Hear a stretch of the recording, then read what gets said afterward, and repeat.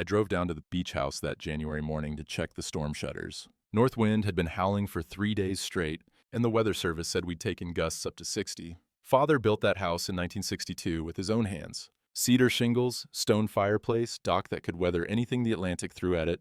My job now, to make sure it stayed that way. The sand was frozen solid under my boots. Each step cracked the surface crust like walking on thin ice. Salt spray had crystallized on the windows, turning them opaque white. I smelled wood smoke from somewhere down the beach, heard gulls screaming overhead despite the cold. My breath fogged in the sub-zero air. Then I saw the lights on inside. Nobody should have been there. Not in winter, not without telling me. I moved to the side window, the one that looks into the dining room, pressed my gloved hand against the frost to clear a spot. Claudia stood leaning over the table. My wife. Her hand rested on Derek Holloway's shoulder. My business partner. Architectural blueprints spread between them. 2 champagne glasses catching the light. They were laughing about something. I didn't knock. Didn't announce myself. I pulled out my phone and started photographing the documents on that table through the glass. Got 3 clear shots before my hand started shaking. Not from cold, from recognition. Then I noticed the mantle above the fireplace. Father's brass compass was gone.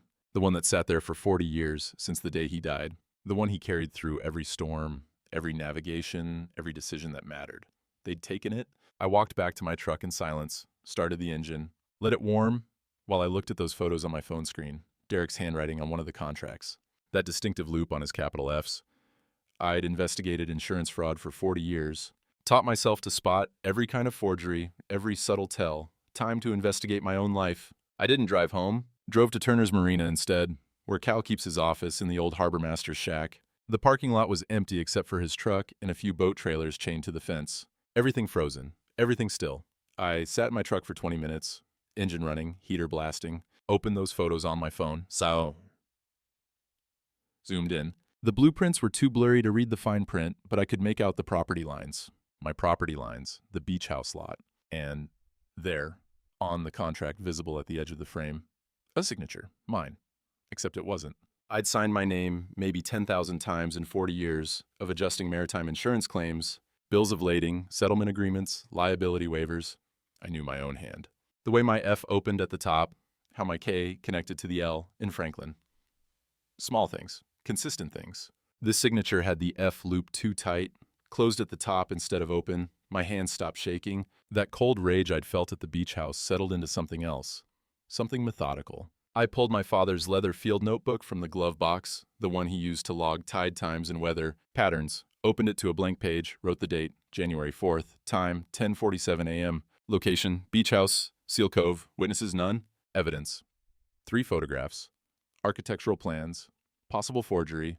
The diesel engine ticked as it cooled. Outside, I heard the clang of a loose halyard against an aluminum mast. Someone hadn't secured their boat properly before winter storage. The sound was rhythmic, metallic, lonely. I got out and walked to Cal's office. The door wasn't locked. Never was. Cal sat at his desk with coffee in a stained mug, working through a stack of storage contract renewals. He was 67, Korea War veteran, been harbor master here since 1985. His office smelled like burned coffee and diesel fuel and old paper. A space heater glowed orange in the corner, fighting a losing battle against the drafts. "Frank," he looked up, reading my face. "You look like you've seen a ghost." "Maybe I have." I pulled out my phone, showed him the photos without explanation. "You recognize this handwriting?" Cal squinted at the screen, pulled reading glasses from his shirt pocket, studied the contract signature for a long moment. "That's supposed to be yours?" "That's what I'm asking." He zoomed in with 2 fingers. His rough, calloused hand made the phone look small. "Your F opens at the top. Always has. This one loops closed." He looked up at me. "Where'd you get this?" "My beach house, today." Derek and Claudia were inside. Cal set the phone down on his desk between us. The heater hummed. Outside, that halyard kept clanging against the mast. Irregular, insistent. "How long's this been going on?" he asked. "Don't know yet." Cal leaned back in his chair. It creaked under his weight. He was quiet for a moment, the way old men get when they're deciding whether to say something that matters. "Derek's been asking questions," he finally said. "About property values, about zoning. Started maybe 4 or 5 months back. I didn't think much of it. Figured he was looking to invest, help you with estate planning maybe." What kind of questions?" "Commercial zoning, hotel development, what it'd take to demolish and rebuild." The heater clicked off. The sudden silence made the halyard sound louder. "Frank," Cal's voice dropped. "Derek's daddy forged checks back in the 90s. Got caught, did 18 months in Thomaston. I thought you knew that. I didn't. Derek was just a kid then, Cal continued. But he visited his old man every week, learned everything from him, how to copy signatures, how to set up shell companies, how to make paper look real when it wasn't. I picked up my phone, looked at that forged signature again. Taught his boy everything, I said. Cal nodded once. Everything. The bank letter arrived 3 days later. White envelope, certified mail, return address from First Maritime Trust. I signed for it at the door, tore it open standing in the kitchen. Notice of joint venture debt, immediate payment required, $89,400. Due within 30 days, joint venture between Franklin Mercer and Derek Holloway Marine Equipment, LLC. Signed August 12th of last year. I didn't sign anything in August. I was in Portland that whole month helping Joanne settle Mother's estate after she passed. Claudia came into this kitchen carrying grocery bags. She set them on the counter, saw my face, saw the letter in my hand. What's wrong? I showed her. She read it once, then again. Her expression shifted. Concern, then something else. Something I couldn't quite name. Frank, you signed that, don't you remember? Last summer. Derek needed capital for the warehouse expansion. You said you'd help. I never signed this. You did. We talked about it at dinner. You said it was a good investment. The radiator hissed in the corner. Outside, I heard snow sliding off the roof, hitting the ground in heavy chunks. The kitchen smelled like whatever she'd brought home from the grocery store. Something sharp. Onions, maybe. Claudia, I was in Portland all of August. That was September. Her voice was patient. Too patient. The voice you use with children or the elderly. August, you were here. Don't you remember? We had the Sullivans over for dinner. You and Derek talked about the marina expansion. I looked at her, really looked. She met my eyes without flinching. My memory's fine. Is it? She unpacked the groceries, moving with careful precision. You've been forgetting things lately. Little things. Where you put your keys. Whether you took your blood pressure medication. I haven't forgotten anything. Frank. She stopped unpacking, turned to face me. You left the stove on twice last month? I found it on when I came home. You didn't remember turning it on? That was a lie. I knew it was a lie. But the way she said it, so calm, so concerned, made something cold spread through my chest. She made dinner, salmon with dill sauce, put the plate in front of me at 6 o'clock. The smell of it made my stomach turn. I'm allergic to salmon, I said. No, you're not. We had salmon last month. Claudia, I've been allergic to salmon since I was a kid. She looked at the plate, then at me. Are you sure? That night, I called Derek. He picked up on the third ring. I could hear music in the background, voices, laughter. Frank, what's up? I got a letter from First Maritime. It says I owe $89,000. Oh, right. The marina storage fees. Those accumulated over the fall. We talked about this. Marina storage fees? For the equipment in Bay 7? Your share of the joint venture? His voice was easy, casual. We can do a payment plan if the lump sum's a problem. But it needs to be settled by April 15th. Property tax deadline. You know how it is. I never signed anything about storage fees.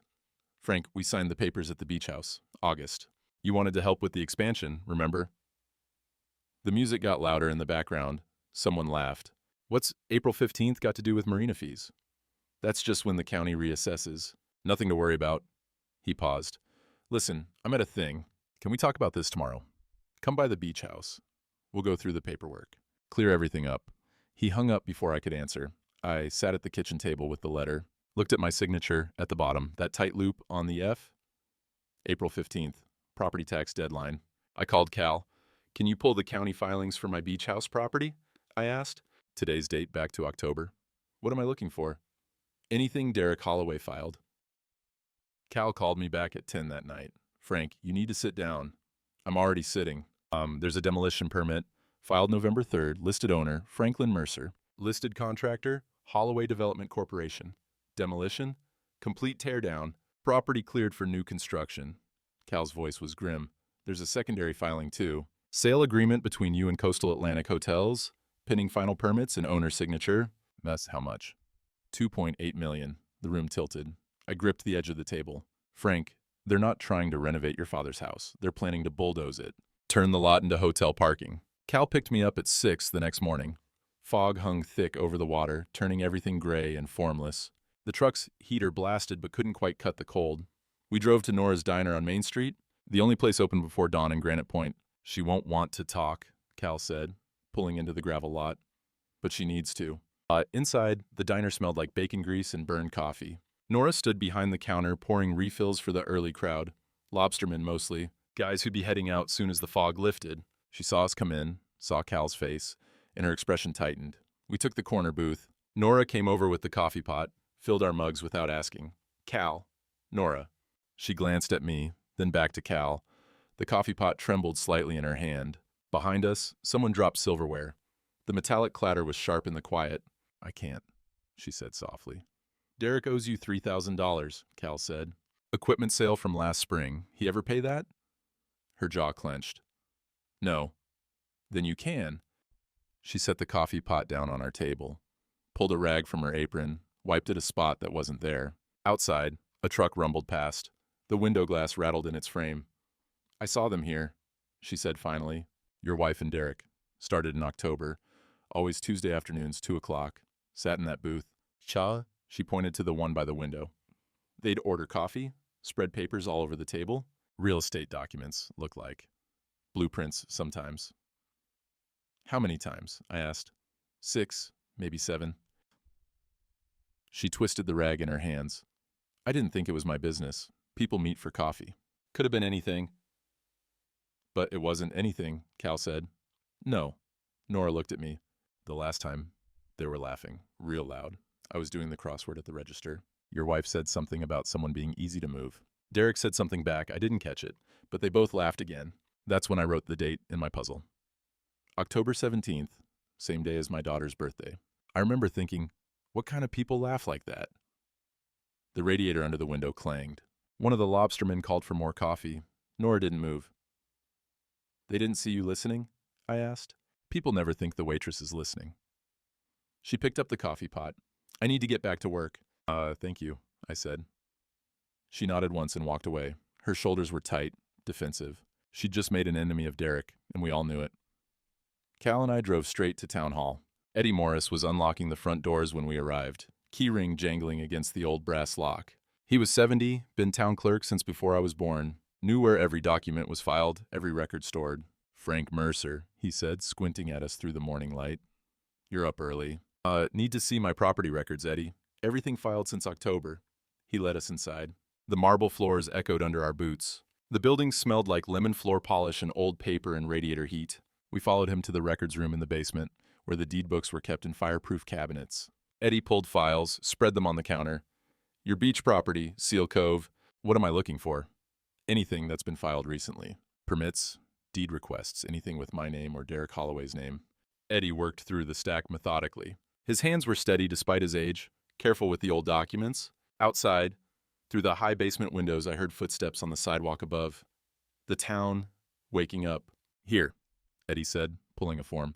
Duplicate deed request, filed November 9th, requested by, he adjusted his glasses. Claudia Mercer. Why would she need a duplicate? Says here the original was damaged. Water damage. Eddie looked up. But that doesn't make sense. We've got the original right here in the vault. Perfectly fine. And he pulled another file. This one was thicker. Demolition permit application, coastal development waiver, environmental impact exemption for historical properties. I spread them across the counter, pulled out my phone, opened the photos from the beach house, started comparing the signature on the demolition permit, the signature on the environmental waiver, the signature on the storage contract from the bank letter, all supposedly mine, all with that same tight loop on the F. I pulled my field notebook from my pocket, the one with Father's signature inside the cover, where he'd written his name and service number from his years in the Merchant Marine. His F opened at the top, same as mine. It was in the blood, maybe, the way we made our letters. I laid my notebook next to the documents. Eddie leaned in, studying both. That's not your signature, he said quietly. No. That's forgery. Yes. Eddie straightened up, looked at Cal, then at me. Frank, this is fraud. Criminal fraud. I know. I photographed each document with my phone, date stamps, file numbers, every detail. How many documents are here with my name on them? Eddie checked. 4. All filed between November 3rd and December 15th. All the same forged signature. I'd need an expert to confirm it legally, but to my eye, yes, same hand. I looked at that signature again. The way Derek made the capital F, the way the loop closed tight at the top instead of opening. 40 years of investigating insurance fraud. Forged manifests, fake damage claims, phony witness statements. I'd seen every variation. Everyone has a tell. A signature quirk they can't quite hide, no matter how careful they are. Derek's tell was that F, and now I had 4 documents proving it. The notice came by courier on a Tuesday morning. Official town letterhead. I tore it open standing on the porch. Protective evaluation notice. Urgent. A concerned party had filed a motion requesting immediate evaluation of my capacity to manage financial affairs. Hearing scheduled for Friday, 2 p.m. Attorney Mitchell Granger, Esquire, Granger, Derek's golf buddy. The one who always showed up at the marina with expensive clubs and a smile that never reached his eyes. I called him from the porch. Cold wind cut through my coat. The phone rang 4 times before he picked up. Mr. Mercer, I was expecting your call. What's this about? Your family is concerned. His voice was smooth, professional, practiced. There have been reports of memory issues, confusion about financial matters. We simply want to ensure you're receiving the appropriate support. I don't need support. I need people to stop forging my signature. Yes, well, a pause, papers rustling. That's part of the concern, actually, the confusion about what you have and haven't signed. It's a common symptom, Mr. Mercer, nothing to be ashamed of. My breath fogged in the cold air. Down at the dock, ice cracked and groaned with the tide. Who filed this motion? Your wife. She's quite worried, and Mr. Holloway has provided supporting documentation about certain irregularities in your recent business decisions. Irregularities? Failing to pay agreed-upon debts, confusion about contracts you've signed, leaving appliances on, small things that add up to a larger picture. He cleared his throat. The court takes elder welfare very seriously, Mr. Mercer. We're here to help. I don't need help. We'll let Judge Hammond decide that on Friday. I'd suggest you bring counsel. And he hung up. I stood on that porch for 20 minutes, watching my breath turn to fog, feeling the cold work through my boots, into my bones. 63 years old, 40 years investigating fraud, and now they were going to paint me as senile. Friday came cold and gray. The hearing room at Town Hall smelled like old wood polish and radiator heat. Judge Hammond sat at the bench, a woman in her 50s with reading glasses and a stack of files. Granger sat at the plaintiff's table with Claudia beside him. Derek wasn't there. Smart. Let the lawyer do the dirty work. I sat alone at the defense table. Hadn't hired counsel yet. Didn't know I'd need it. Granger stood, buttoned his suit jacket. Your Honor, we're here today because Mrs. Mercer is deeply concerned about her husband's welfare. Over the past several months, she's observed significant changes in his cognitive function. Judge Hammond made notes. What kind of changes? Memory lapses, confusion about financial matters. On 2 separate occasions, Mrs. Mercer came home to find the stove left on. Mercer had no recollection of using it. Granger pulled papers from his folder. Additionally, Mr. Mercer has become confused about business agreements he signed last summer. He now claims he never signed them, despite clear documentation to the contrary. Is there medical evidence? The judge asked. Not yet, Your Honor. Mr. Mercer has refused evaluation. That's why we're here today, to request a court-ordered assessment and temporary protective measures for the family assets. Judge Hammond looked at me over her glasses. Mr. Mercer, do you have representation? No, Your Honor. I didn't think I'd need it to defend my own mind. Have you been experiencing memory problems? No, ma'am. What I've been experiencing is fraud. Granger smiled, gentle, pitying.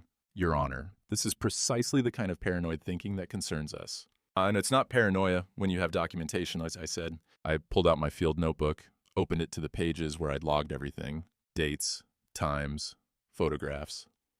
Those signatures aren't mine. The handwriting analysis proves it. Mr. Mercer, Judge Hammond said carefully, have you had this analysis done by a certified expert?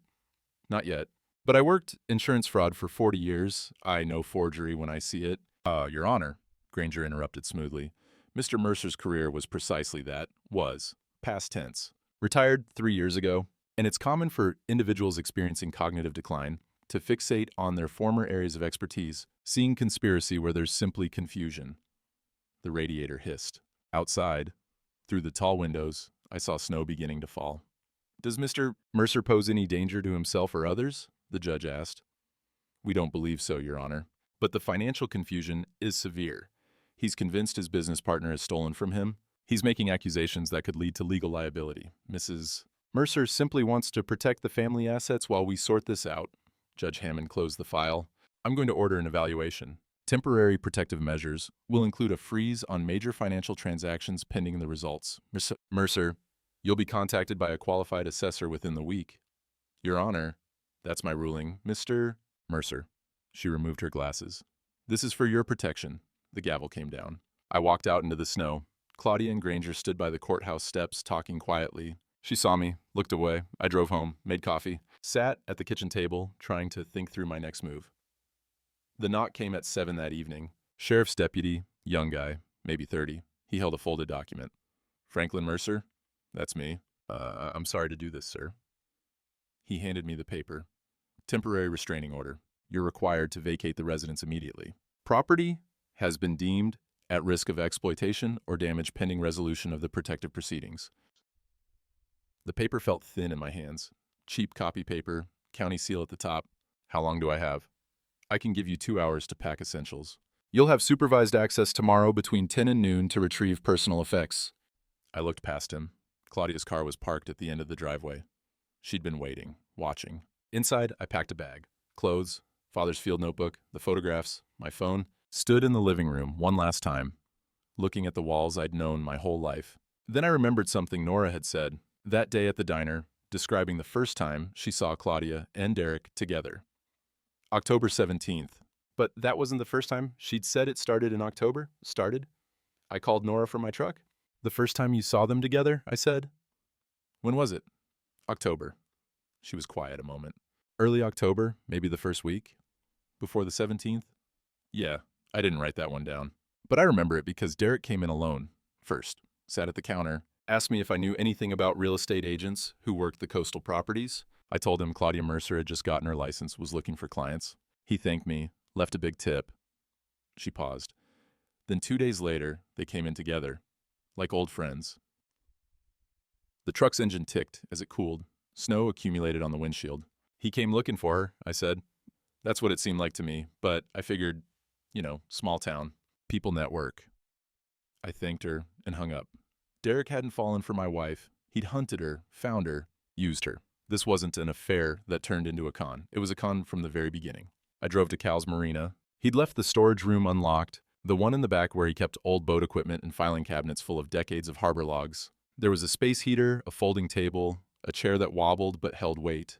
You can work here, he'd said, long as you need. I sat in that chair for an hour, staring at the concrete wall. The heater hummed and clicked. Outside, I heard ice breaking in the harbor. Late February now, the freeze starting to crack. I pulled out my phone, looked at Joanne's number. Hadn't called her in 5 years. Not since Mother's funeral, when we'd stood on opposite sides of the grave and said nothing to each other. She thought I'd abandoned Mother at the end. I thought she'd swooped in and taken over. Both of us wrong, probably. Both of us too proud to admit it. I pressed call. She picked up on the second ring. Frank? Her voice sounded the same. Sharp, educated, careful.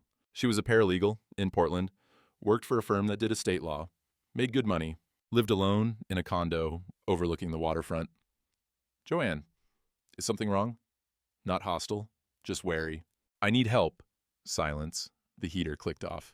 In that quiet, I could hear her breathing on the other end, could almost hear her thinking. What kind of help? The legal kind. I told her everything. The beach house, the signatures, the bank debt, the hearing, the lockout. Kept my voice level, factual, like I was filing a claim report. When I finished, she was quiet for a long moment. Derek Holloway, she said finally. I remember him. From where? Your wedding, 35 years ago. I was there, Frank. I watched him work the room, watched him shake hands with everyone, watched him corner Dad by the bar, and she paused. I told Mom I didn't trust him. She said she didn't either, said his eyes didn't match his smile. My throat tightened. She said that? She wrote it in her diary. I've got all her papers here, boxes of them. I've been going through them since she died, trying to sort what to keep, what to donate. I heard rustling, papers moving. Frank, she kept notes on people. Dates, observations, she was meticulous. You got that from her. What did she write about Derek? Hang on. More rustling. Here, October 1989. Saw Derek Holloway at the hardware store. He was asking Earl about property liens, foreclosure processes. Earl said it seemed odd. Derek's just a kid, barely 20. Why's he asking about foreclosures? Then in January 1990, Derek's father arrested. Fraud charges, check forgery. Poor boy, but the apple doesn't fall far. The storage room felt smaller, colder. She knew, I said. She suspected. She didn't have proof, but yeah, she knew something wasn't right. Joanne's voice softened. Frank, I'm sorry we haven't talked. I'm sorry about all of it. But I can help you now. I can't do the courtroom work, but I know people who can. Good attorneys. People who handle elder fraud cases. I'm not elderly. You're being exploited as if you were. That's what matters legally. She paused. I can be there tomorrow. I'll bring Mom's papers. Everything I've got. Joanne, you don't have to. Yes, I do. She'd want me to. Her voice cracked slightly. She'd want us to. We hung up. I sat in that folding chair, listening to the ice crack in the harbor, feeling something I hadn't felt since the beach house discovery. Not quite hope. More like a door opening that I'd thought was locked. I spent the rest of the evening turning that storage room into a war room. Cal helped me carry in an old door to use as a desk, propped on sawhorses. We strung up a work light. I spread out every document I had, bank letters, town hall records, the photos from the beach house. My field notebook open to the timeline I'd been building. The room smelled like motor oil and old rope and the coffee Cal brought from his office. The concrete floor was cold through my boots. Outside, the sun was setting, throwing orange light through the high window. You're treating this like an insurance case, Cal said, studying my layout. That's what it is. Fraud's fraud. Doesn't matter if it's a ship manifest or a property deed. He nodded. What's your next move? I pulled out my father's brass compass from my pocket, set it on the desk where I could see it. The needle found north, steady and true. Every fraud case has a why, I said. The how is signatures and documents. But the why, that's what breaks the case open. Derek didn't just wake up one day and decide to con me. This was planned, methodical. He targeted Claudia first, got her license, got her access, then came after the property. So what's the why? I looked at the documents spread across the door desk. The demolition permit, the hotel sale agreement, $2.8 million. Money's the obvious answer, but it's never just money. I tapped the compass. Father taught me that. Follow the money, but look for what the money's supposed to buy. Cal poured more coffee. The bitter smell filled the room. What's it supposed to buy?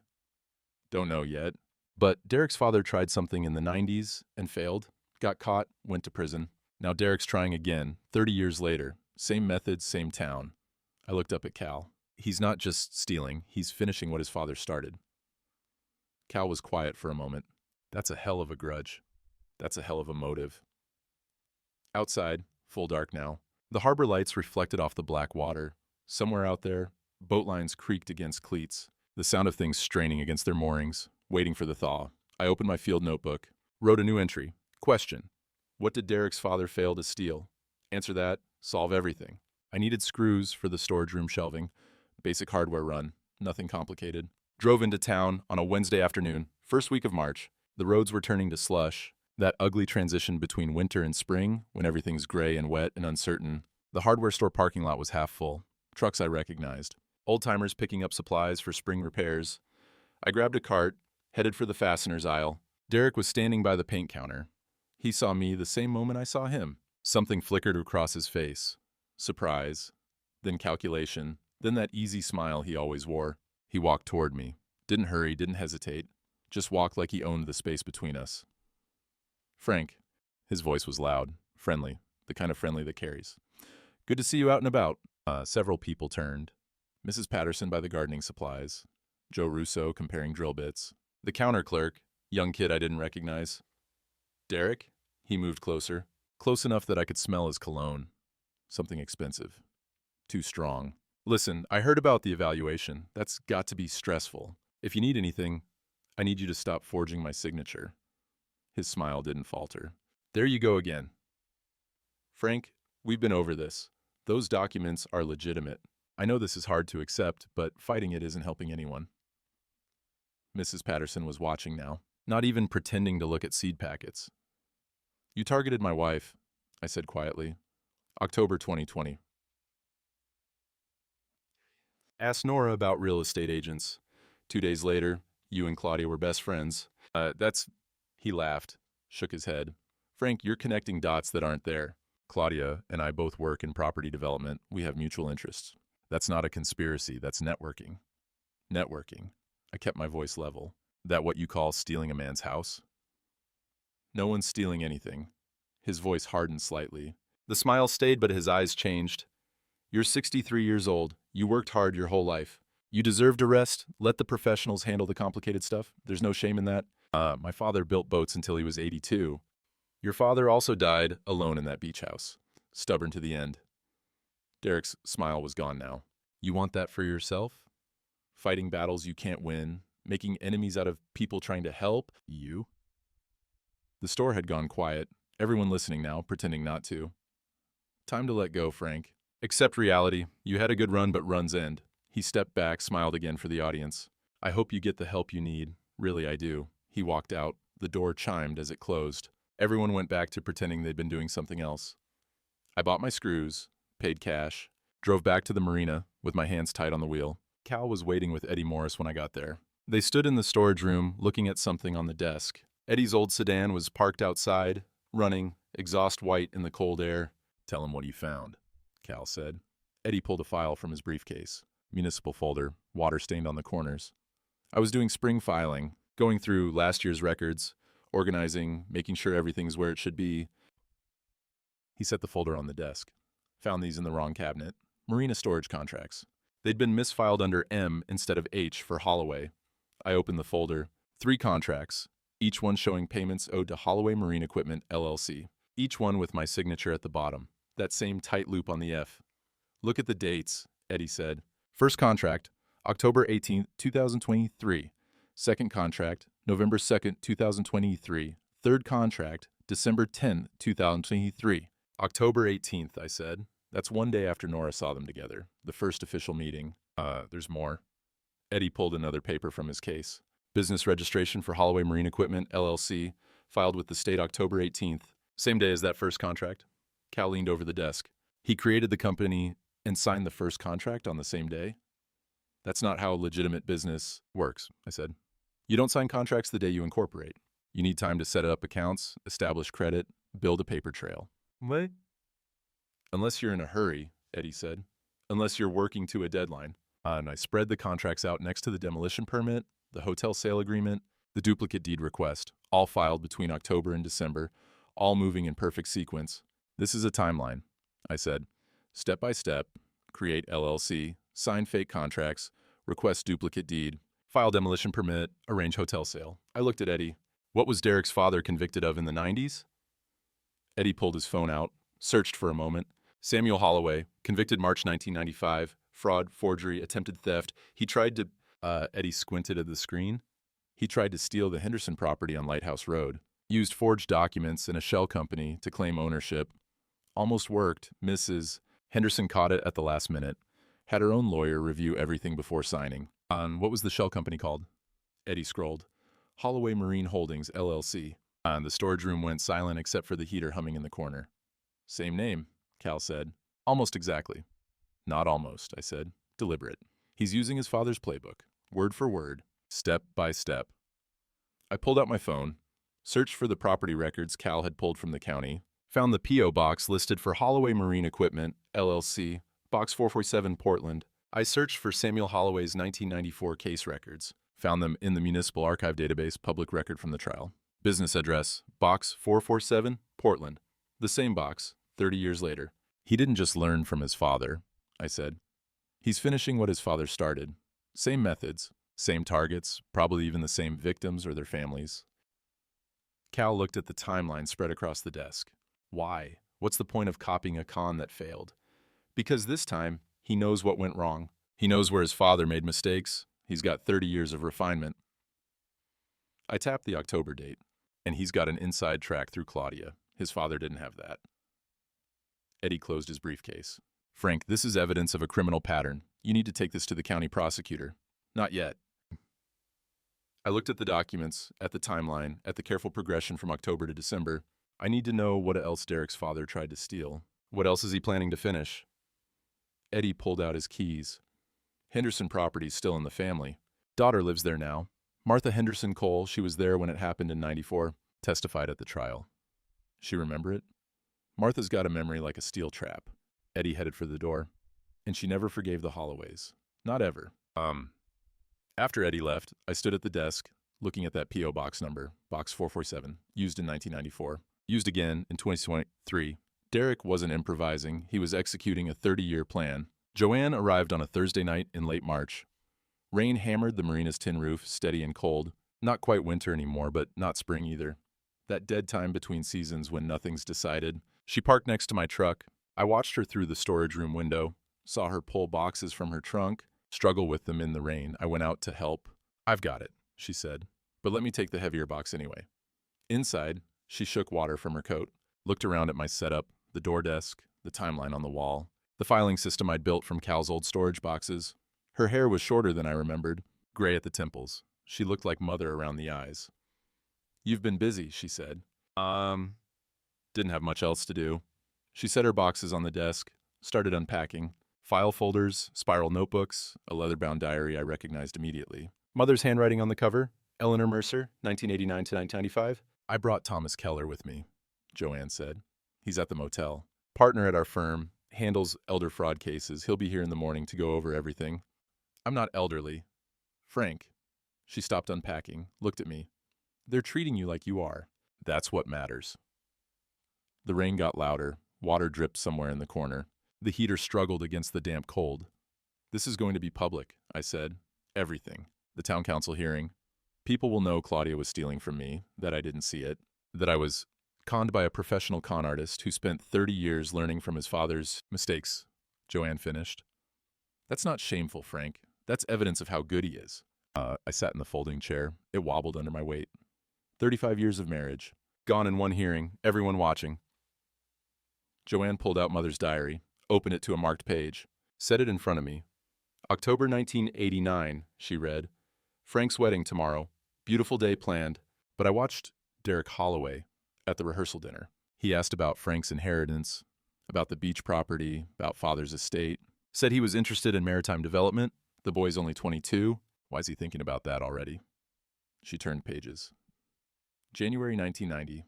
Derek's father arrested. Check forgery, fraud, same pattern. Targeting inherited properties, forging signatures, creating fake companies. Samuel Holloway got 18 months. I worry about Derek. Does he blame Frank somehow? Frank testified at the preliminary hearing, identified some of the forged documents. The Mercer name was all over that trial. I looked up. "I testified?" "You were a junior adjuster at the Maritime Insurance Company. They brought you in as a document expert.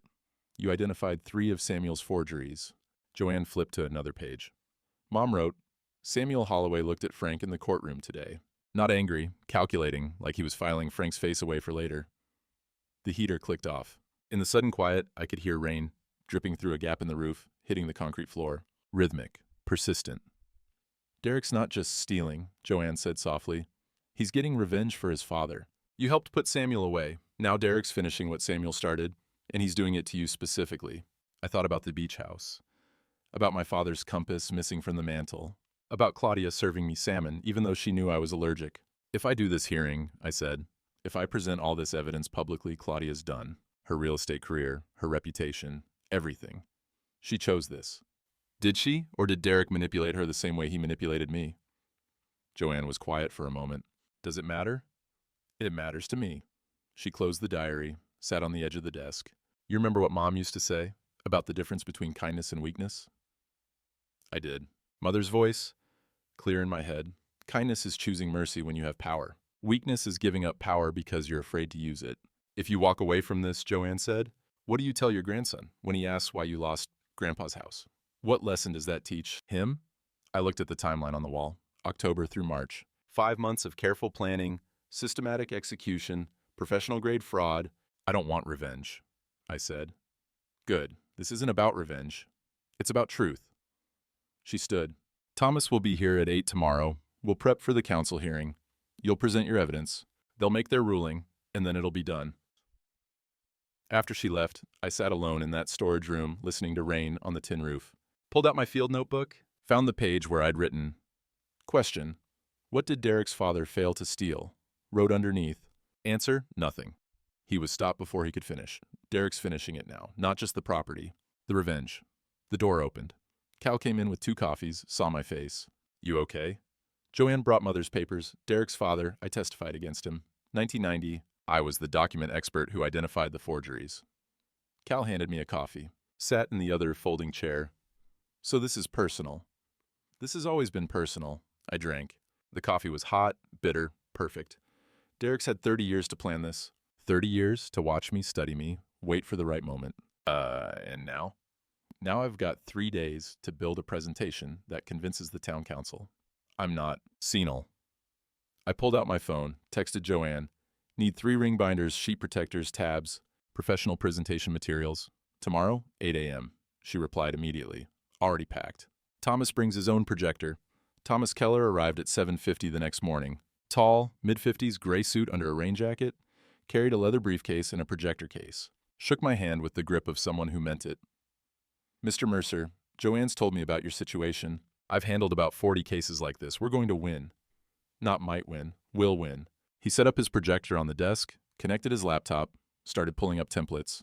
Town council hearing is different from a courtroom. Less formal, but every word's on record. We'll present in 3 parts: timeline of fraud, forensic document analysis, and pattern evidence connecting Derek to his father's crimes. He opened a binder. You'll testify first. Establish your credentials. 40 years investigating insurance fraud. Then we'll walk through each forged document, original versus fake, side by side. We'll highlight the telltale signs, the F-loop, the spacing inconsistencies. They'll go after my age, I said. My memory, say I'm confused. They will. Thomas pulled out a stack of my field notebooks. Joanne must have given them to him. That's why we've got these.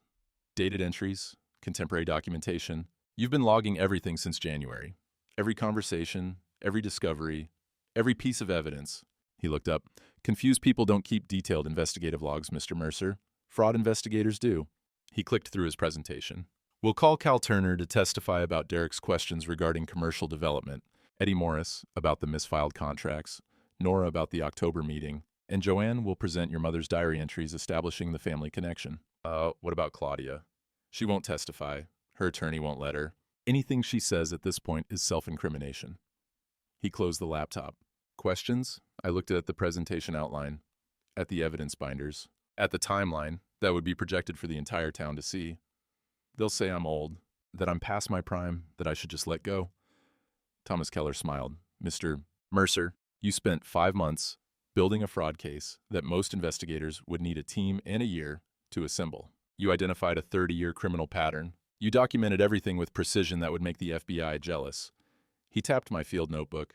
When they say you're past your prime, we'll show them this. And we'll ask, if this is what past prime looks like, what the hell is prime? The council chamber was full. Every seat taken, people standing along the back wall. I recognized most of them, neighbors, business owners, lobstermen who'd known my father. The room smelled like wet wool and coffee and old wood.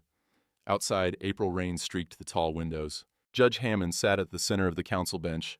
5 council members flanked her. Derek sat at the left table with Mitchell Granger. Claudia wasn't there.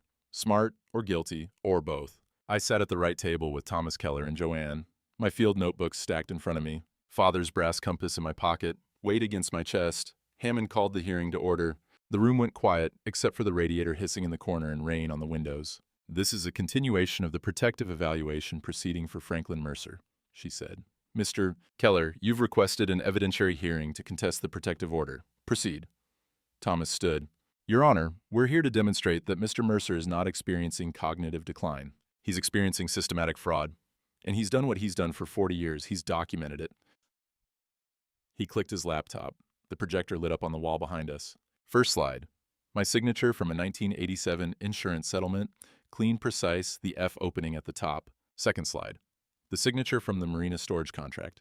The F loop tight, closed, side by side, magnified. 2 signatures, Thomas said, both supposedly belonging to Mr. Mercer. But notice the capital F. The original opens, the contested signature closes. This isn't age-related handwriting change. This is forgery, murmurs in the gallery. Hammond made notes. Thomas called me to testify first. I stood at the witness chair, raised my right hand, swore to tell the truth. State your name and occupation, Thomas said. Harriet Franklin Mercer. Retired maritime insurance claims adjuster. 40 years investigating fraud. In your career, how many forgery cases did you work? Approximately 200. Bills of lading, settlement documents, liability waivers, forgeries common in insurance fraud. And in those 200 cases, did you develop expertise in handwriting analysis? Yes. I worked with certified examiners, but I learned to spot the tells. Everyone has signature patterns they can't hide. Thomas put up another slide. 4 signatures, all supposedly mine, from the bank letter, the demolition permit, the environmental waiver, the marina contract. Mr. Mercer, are these your signatures?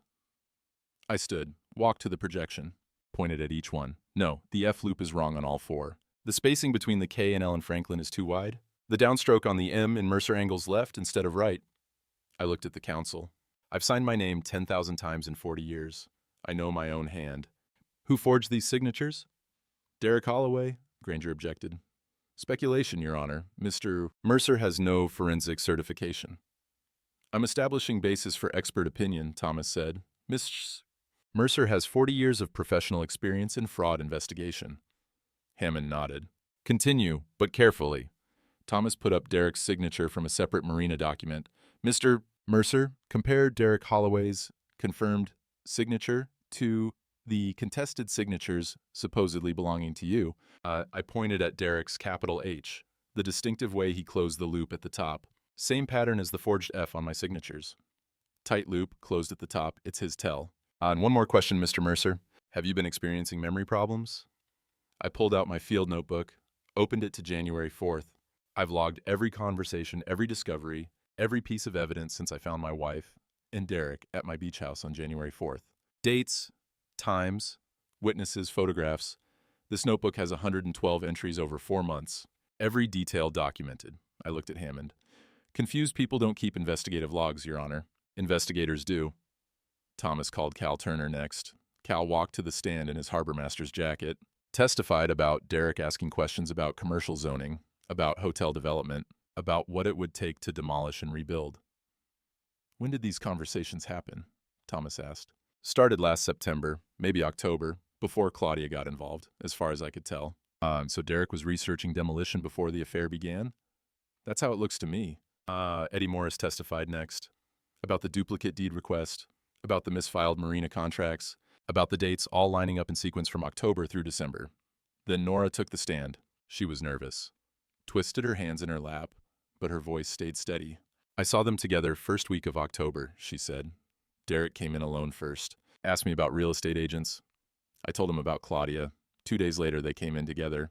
October 17th. I remember because it's my daughter's birthday. I was doing the crossword puzzle at the register. They were laughing about someone being easy to move. Thomas pulled up business records. Holloway Marine Equipment, LLC was incorporated October 18th, one day after this meeting. He put up the Marina contracts, all dated October 18th or later. Mr. Holloway created a company and immediately began generating contracts with forged signatures. This isn't spontaneous, this is systematic. I reached into my pocket, pulled out Father's compass, walked to the evidence table, set it down where the entire room could see it. The brass caught the light from the windows. The needle pointed north, steady, true. This belonged to my father, I said. It sat on the mantel in that beach house for 40 years. When I found my wife and Derek there in January, the compass was gone. I looked at Derek. He wouldn't meet my eyes. I found it later in Claudia's car. She was having it appraised, for scrap value. Someone in the gallery gasped. I heard it clearly, Mrs. Patterson maybe, or Joe Russo. That's what my father's property means to them, I said. Scrap. Something to tear down and sell for parts. I sat down. Thomas nodded at Joanne. She stood, carried a leather-bound book to the witness stand. Mother's diary. Your Honor, this is Eleanor Mercer's personal diary, 1989 to 1995. She documented her observations about Derek Holloway, starting at Franklin's wedding. Joanne read entries about Derek asking about inheritance, about property development, about being too interested in money for someone so young. Then she read the entry from January 1990. Derek's father arrested today, Samuel Holloway, fraud, forgery, attempted property theft, used a shell company called Holloway Marine Holdings to forge documents and steal the Henderson property. Frank testified at the preliminary hearing, identified the forged signatures. Samuel looked at Frank in the courtroom, not with anger, with calculation, like he was memorizing Frank's face. The room went dead silent. Joanne put up Samuel Holloway's 1994 case records. Samuel Holloway was convicted March 1995, 18 months in prison. His shell company was called Holloway Marine Holdings, LLC. It was registered to Post Office Box 447 in Portland. She put up Derek's business registration. Holloway Marine Equipment, LLC, registered October 2023 to Post Office Box 447, Portland. The same box number, she said, 30 years later. She looked at Derek. He's not improvising, Your Honor. He's finishing what his father started. Same methods, same town, same victim, the man who testified against his father. Thomas stood. The Henderson case failed because Mrs. Henderson caught it in time. Samuel Holloway went to prison. Derek Holloway watched his father fail. Spent 30 years learning from those mistakes. And now he's executing the same con, refined, perfected, targeting the man he blames for his father's conviction. Hammond looked at Derek. Holloway, do you wish to respond to these allegations? Derek stood. Granger put a hand on his arm, whispered something. Derek shook his head, looked at the counsel, at me, at the compass on this table. No, Your Honor. He walked out. Granger scrambled to follow, calling his name. The door closed behind them. The council chamber erupted in whispers. Hammond banged her gavel. Order. She looked at her notes, at the evidence projected on the wall, at the timeline, the signatures, the 30-year pattern. This hearing is recessed pending the council's deliberation. Will reconvene in 1 hour. The council reconvened 53 minutes later. I watched the clock on the wall, second hand sweeping around. Outside, the rain had stopped. Weak sunlight broke through the clouds, throwing pale light across the chamber floor. Hammond returned to the bench. The 5 council members took their seats. The gallery was still full. Everyone had stayed, waiting. The council has reviewed the evidence presented today, Hammond said. Her voice was formal, careful. We find clear and convincing documentation of systematic fraud targeting Mr. Franklin Mercer's property and finances. Someone exhaled behind me. I didn't turn to see who. The protective order is hereby dissolved. Mercer's capacity to manage his own affairs is not in question. The claims of cognitive decline are without merit. She looked at where Derek had been sitting, the empty chair. The evidence suggests deliberate fraud, forgery, and exploitation. This matter will be referred to the county prosecutor for criminal investigation. She closed her file. Mr. Mercer, your property is returned to your sole control effective immediately.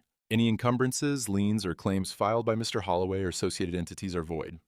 Joanne reached over, squeezed my hand once. Her palm was warm.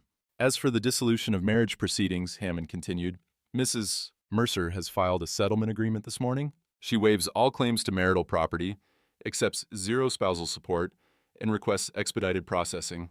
She looked at me. Mr. Mercer, do you accept these terms? I thought about 35 years. About the woman I married, who wasn't the woman who served me salmon she knew I was allergic to. About how you can share a life with someone and still not know them at all. I accept. Hammond signed the papers. Divorce decree will be final in 30 days. Mr. Holloway's Marina membership is revoked effective immediately. This hearing is concluded. The gavel came down. People stood. The gallery buzzed with voices. Cal clapped my shoulder. Thomas shook my hand. Joanne gathered the evidence binders. Her movements efficient, professional, but I saw her wipe her eyes once when she thought no one was looking. Outside, the sun was fully out now. April sun, weak but warming. The courthouse steps were wet from rain, but the puddles reflected blue sky. Spring breaking through, I drove to the beach house, my beach house, used my own key. The lock turned smooth, familiar. Inside smelled like dust and closed air. The heat had been off for 2 months. But the bones were good, father's craftsmanship, cedar shingles that had weathered 60 years of Atlantic storms, stone fireplace that had never smoked, dock that needed rebuilding but the pilings were solid. I walked to the mantel, set father's compass back where it belonged. The brass was warm from being in my pocket. The needle found north, held steady. Through the window, I saw the dock. Weathered gray, missing boards. Railing loose where ice had pushed against it all winter. Work to be done. Good work. 3 weeks later, my grandson Riley came out from Portland with Joanne. He was 8, all elbows and questions and energy. Looked like his mother around the eyes, like me around the mouth. Grandpa, can we work on the dock? That's why you're here. We'd been rebuilding it every Saturday. Riley, learning to measure, cut, drill, countersink. Learning that good work takes time. That you measure twice and cut once. That precision matters. The May morning was warm. First real warmth after the long cold. Lilacs bloomed around the porch, purple and white, their smell sweet on the breeze. Seagulls wheeled overhead, aggressive now, nesting season. Their cries sharp against the sound of waves on rocks. We worked in comfortable quiet. Riley held the board while I drilled pilot holes. The smell of fresh-cut pine mixed with salt air. His small hands were steady, careful. Grandpa, he said after a while, why did they want to tear down your house? I set down the drill, looked at him. 8 years old enough for truth, young enough that it needed to be simple. Some people see a house and think about the memories inside. The people who lived there, the work that built it. I ran my hand along the new railing, smooth, sanded, ready for stain. Other people see a house and think about the price tag, what they could sell it for, what they could build instead. Which kind of person are you? The first kind, like my father, like you're gonna be. He thought about that, picked up a nail, turned it in his fingers. Mom said Grandma Claudia made bad choices. She did. Are you mad at her? I looked out at the water. Lobster boats heading out, their diesel engines a low rumble across the bay, the sound of work, of men doing what they'd done for generations. Now I'm just tired. I handed him the hammer. Your turn. 3 taps to set it, then drive it home. Don't be timid. He set the nail, tapped 3 times. The sound rang clear across the water. Then he swung hard. The nail sank flush. Perfect. Good work, I said. We finished the section by noon. Riley ran to tell Joanne, his feet pounding on the new boards. The dock was solid now. True. Ready for another 60 years. I stood at the end, looking out at the harbor. The water was calm, blue-green, morning sun making it sparkle. Spring had come fully now. The daffodils Joanne planted on Mother's grave were blooming, yellow against gray stone. Cal's boat motored past, heading out to check harbor markers. He raised a hand. I raised mine back. Inside, I made coffee, the good kind, not the burned marina coffee. Poured it into Father's mug, the one with the Maritime Insurance Association logo, half faded from 50 years of use. Riley came in, sweaty, happy. Can we do the railing next week? We can. And then can I learn to tie boat knots? That's the next lesson. He ran back outside. I heard him talking to Joanne on the porch, telling her about the nail he'd driven, about the railing we'd build, about the knots he'd learn. I pulled Father's compass from the mantel. The brass was cool, heavy, real. Walked out to the porch where Riley sat on the steps. Come here. And he came over, curious. I held out the compass. This was your great-grandfather's. He carried it for 40 years. Through every storm, every decision, every hard choice. I placed it in his small palm. The needle always points north, no matter what. You understand? He nodded, solemn now. Understanding this was important, even if he didn't fully understand why. People will lie to you. They'll tell you, north is south, up is down, wrong is right. When that happens, you pull this out, you check, you verify. I closed his fingers around it. Don't trust, verify. Like you did with the signatures. Exactly like that. He held the compass up, watching the needle settle. Can I keep it? Not yet, but someday. When you're ready? I took it back, returned it to the mantel. For now, you come here and use it whenever you need to find true north. Joanne stood in the doorway, watching. She'd decided to stay in Maine. Found an apartment in town, started doing paralegal work for Thomas Keller's firm. We had coffee every Sunday now, talked about Mother, about the years we'd lost, about the time we had left. You too hungry? She asked. Starving, Riley said. We ate lunch on the porch. Sandwiches Joanne made, lemonade, cookies. Simple food that tasted right. The sun was warm on my face. The dock we'd built stretched solid into the water. The compass sat on the mantel, needle pointing north, keeping watch. Derek had left town. Someone said they'd seen him in New Hampshire. The prosecutor was building a case. But these things took time. Claudia was gone too. Forwarded no address. I'd signed the final divorce papers 2 days ago. 35 years ended with a signature. A real one this time. I didn't feel victorious. Didn't feel angry. Just felt tired and relieved. And ready to build things instead of defend them. Riley asked if he could go down to the water. Joanne said yes, but stay where we can see you. He ran down the dock, his footsteps sure on the new boards. Stood at the end, looking out at the harbor like he owned it. Like it was his inheritance. Which, someday, it would be. You did good, Frank, Joanne said quietly. We did good, I corrected. She smiled, drank her lemonade. We sat in comfortable silence, watching Riley at the end of the dock, watching the boats come and go, watching spring settle over the water like a promise kept. I sit on the porch most mornings now with my coffee, watch the sun come up over the water. The lilacs are in full bloom, their smell mixing with salt air and the diesel from lobster boats heading out for the day's work. Riley's learning to tie bowlines in the evenings. Takes him longer than it should, but he'll get it. Good things take time. The land remembers who loved it and who tried to sell it. Father was right about that. Right about checking twice. Right about keeping records. Right about the compass.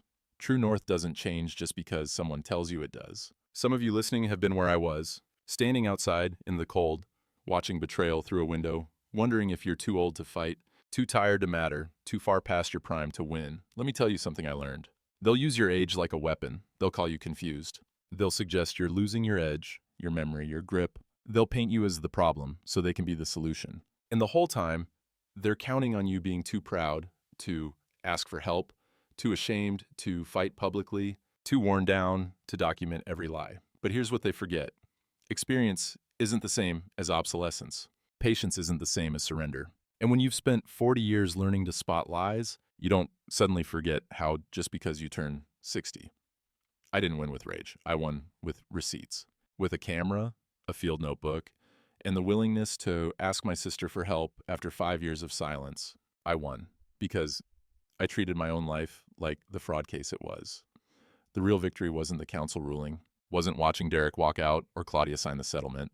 The real victory is sitting here on this rebuilt dock with my grandson learning the same lessons my father taught me. That precision matters. That documentation beats noise. That true north is true north, regardless of what anyone else claims. They thought my silence was defeat. Turned out it was just preparation. So I'll ask you this. If you saw your legacy threatened, would you document or detonate? If someone used your age against you, would you prove them right by giving up or prove them wrong by fighting smart? And here's the real question, the one that matters. When you can't see the shore through the fog, do you trust the compass or do you trust the voices telling you you're lost? The compass doesn't lie. It never has. It points north through every storm, every betrayal, every year that passes. Your job is to check it, to verify, to trust what you know instead of what you're told. I hand that compass to Riley someday, when he's ready, when he understands that the most important navigation happens when everything looks the same and everyone's telling you different directions. For now, it sits on the mantle. The needle's steady, pointing true, and that's enough.